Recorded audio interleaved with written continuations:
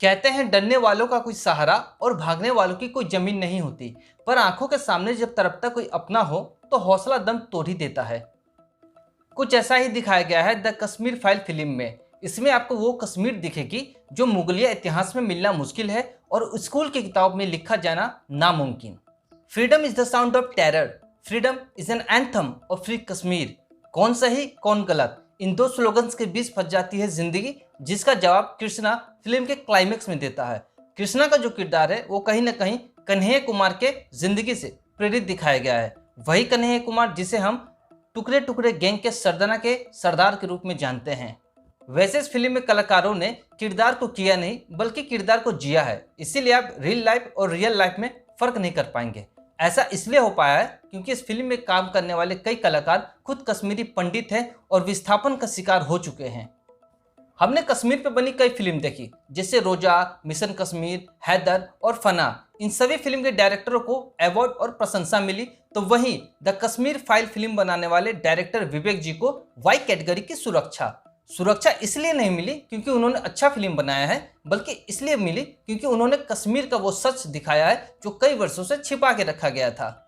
The Kashmir file भारतीय इतिहास की पहली ऐसी फिल्म है जिसका प्रमोशन उसके मेकर्स और डायरेक्टर से ज़्यादा जनता कर रही है। वो इसलिए क्योंकि ये सिर्फ एक फिल्म नहीं, इमोशन से सच्चाई है जो 1990 के कश्मीरी हिंदुओं के पलायन और उसके कत्ल से जुड़ा हुआ है। सुनने में आया है इस फिल्म का प्रचार करने से कई टॉक शो ने मना कर दिया, पर जिस फिल्म का प्रमोशन खुद जनता और पीएम के द्वारा किया जा रहा हो उसके लिए किसी जोकर की आवश्यकता नहीं है। दरअसल कश्मीर फाइल एक मूवी नहीं, इमोशन से सच्चाई है जिसे कई सालों तक छुपाया गया। ऐसा नहीं है कि इस पे कभी आर्टिकल न लिखे गए या कभी किसी नेता या सेलिब्रिटी ने इसके बारे में चर्चा न किया हो, मगर भारत के लोगों की एक समस्या रही है। हम लोग किताब, आर्टिकल, न्यूज़ को भले ही सीरियसली न ले मगर फिल्म को सीरियसली लेते हैं। जैसे कि अगर केसरी मूवी नहीं आती तो देश के 90% लोगों को यह पता ही नहीं चलता कि 21 सिख 20,000 पठानों से हिंदुस्तान की सुरक्षा के लिए लड़े थे। लोगों को ऐसी फिल्मों की जरूरत क्यों है, ये समझने की जरूरत है। जैसे दुनिया कहती है कि little knowledge is a danger thing, पर मेरा मानना है कि one side full knowledge is more dangerous than a little knowledge. मतलब एक तरफा पूरा सच थोड़े झूठ से ज़्यादा खतरनाक होता है। जिहादी तत्व और उनके सपोर्टर द्वारा कश्मीरी पंडितों के भगाए जाने के बाद भी उनके पलायन और कत्ल का पूरा जिम्मेदार कश्मीरी पंडितों को ही बताया गया। ऐसा न्यूज फैलाया गया कि कश्मीरी पंडित जो थे वो कश्मीर में मुसलमानों को दबाते थे, उनका हक मारते थे, इसलिए पीड़ित मुसलमानों ने हथियार उठाया और उनका कत्ल किया, उनको भगा दिया। ऐसा न्यूज खुद बरखा दत्त एनडीटीवी वाली ने दिया था। They may have been a minority, but at that time they had monopolized government jobs, plum postings and other such social benefits.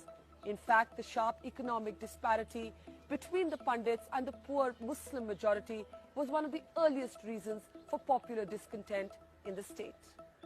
ये न्यूज़ देखकर मेरे समझ में आ गया कि एनडीटीवी के आगे लोग र लगाकर उसको संबोधित क्यों करते हैं। अब वहीं कुछ लोगों का कहना है कि जो फिल्म है वो नफरत बढ़ाने के लिए फैलाई गई है, मगर ये फिल्म नफरत बढ़ाने के लिए नहीं फैलाई गई है बल्कि छिपी हुई इतिहास को बताने के लिए बनाई गई है। क्योंकि जो लोग अपने इतिहास को नहीं जानते भविष्य में वो अपना भूगोल खो देते हैं। द कश्मीर फाइल फिल्म किसी जाति समुदाय पंथ के खिलाफ नहीं, न ही मैं हूँ, बल्कि ये जो फिल्म है वो कट्टरपंथी जिहादी पाकिस्तानी सपोर्ट के अगेंस्ट में है और जो पंडितों को न्याय नहीं मिला, जो उनका जेनोसाइड हुआ, उनके न्याय के पक्ष में है। अलगाववादी सोच, अलगाववादी लोग कितने खतरनाक होते हैं किसी देश समाज के लिए, इसी को समझाने के लिए द कश्मीर फिल्म फाइल को बनाई गई है। पंडित कैसे कम हुए, क्यों भागे, कैसे भागे, उनके साथ क्या हुआ, विस्थापन होने के बाद आज कश्मीरी पंडित किन हालातों में है, वो कभी जा पाएंगे कि नहीं जा पाएंगे, इन्हीं सब चीज़ों का वर्णन करते हुए ये फिल्म द कश्मीर फाइल बनाई गई है। वैसे तो इस फिल्म की कहानी 1990 के दशक की है, तब हम में से कई लोगों का जन्म भी नहीं हुआ था। लेकिन अलगाववादी किस तरह से कार्य करते हैं इस चीज को समझने के लिए आप रूस और यूक्रेन के युद्ध का उदाहरण भी ले सकते हैं। देश के किसी भी भाग को उस देश से अलग करने के लिए सबसे पहले अलगाववादियों के द्वारा वहां के स्थानीय लोगों का ब्रेन वॉश किया जाता है, ताकि ब्रेन वॉश हो चुके लोग अपने देश से गद्दारी करने में संकोच महसूस न कर सके। ब्रेन वॉश के शिकार लोगों को लगता है कि उसका देश उसका दुश्मन है, उसका सेना उसका दुश्मन है, जो उसे भड़का रहा है वो उसका सहयोगी है। इसका उदाहरण आप इस वीडियो क्लिप से ले सकते हैं, जिसमें एक छोटे से बच्चे के दिमाग में इतना जहर बो दिया गया है, जहां वो पाकिस्तान को अपना दोस्त और भारत को इंडियन डॉग कह के संबोधित करता है। Indian dog is no bad. Indian dog जो यहाँ पर फौज है ना, ये भारत सीआरपी। तो अगर फौज हट जाएगा तो फिर पाकिस्तान आएगा, वो आप लोगों को बम बना के वो हमारे साथ ही है। वो अगर हमको मार डालेंगे आपको पता है पाकिस्तान में ऐसे बैठना भी दिक्कत भरा है। नहीं, पाकिस्तान हमारे साथ है, चीन भी हमारा साथ है। चीन भी साथ है? Yes. चीन तो बाकी अपना ही साथ नहीं है वो तो। नहीं, चीन पाकिस्तान को साथ देता है, पाकिस्तान हमको साथ। वो मारते हैं ना हमारी फौज को। हमारी फौज है HM हिज़्बुल मुजाहिद। Yes.